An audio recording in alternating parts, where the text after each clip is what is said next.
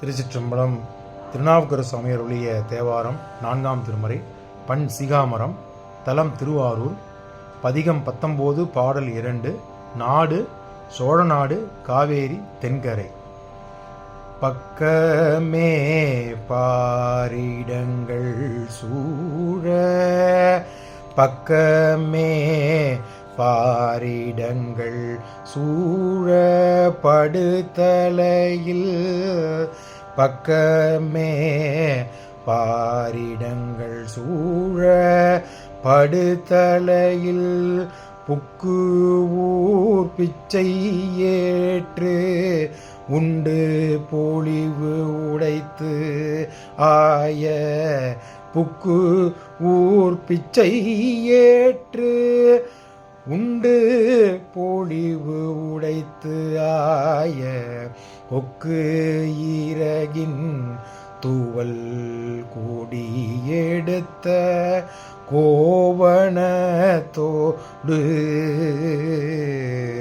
கொக்கு ஈரகின் தூவல் கோடு எடுத்த கோவணத்தோடு,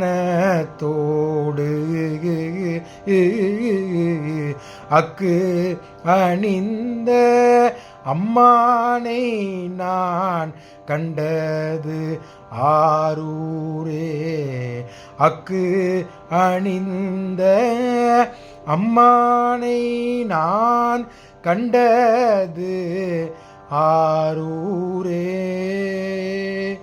ஆரூரே. திருச்சிற்றம்பலம். இந்த 2ஆம் பாடல் விளக்கத்தை பார்த்து விடலாம்.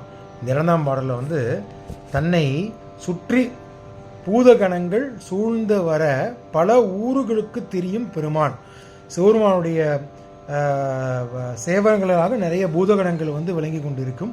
அதை இந்த பாடலில் மேற்கோள் காட்டுகின்றார். தன்னை சுற்றி இருக்கும் பூதகணங்கள் இருக்கும். அதை பல ஊர்கள் அதை வைத்து கொண்டு திரியும் சிவபெருமான் தனது கையில் பரம கபாலத்தை ஏந்தியவனாக பிச்சை அடிக்கின்றார். அந்த பிரமனின் தலையை கொய்த போது அந்த கபாலமானது கையில் ஒட்டி கொண்டது அல்லவா?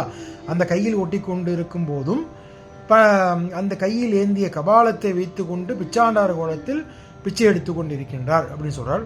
கொக்கின் இறகினை சூடியவராக, கொடி போன்ற தண்டின் நுனியில் எடுக்கப்பட்ட கோவணத்தை அணிந்தவராகவும் சுவாமி விளங்குகின்றார். சங்குமாலை அணிந்தவராக விளங்குகின்றார். பச்சை ஏற்க சென்ற பெருமானது கோலம் மிகவும் அழகாக இருந்ததை நாம் எந்த ஊரில் பார்க்கலாம் என்றால் திருவாரூரில் கண்டேனே. சிவபெருமானை சங்குமாலை அணிந்து ஆரூர் தலத்தில் நமக்கு அருள்பாலித்துக் கொண்டிருக்கிறான் என்பதை நான் கண்டேனேன்னு சொல்லி இந்த பாடலை முடிக்கின்றார் அப்பர் சுவாமிகள். திருச்சிற்றம்பலம்.